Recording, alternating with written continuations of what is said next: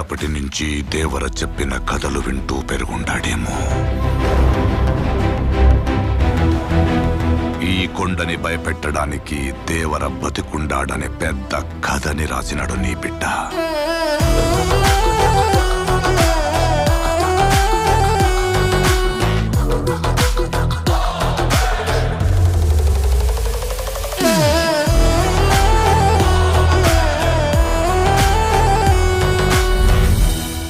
ఆ మృగాల మాయలో పడి గొర్రె పిల్ల లెక్క వాళ్లతో పోయుండాడనుకున్నావా?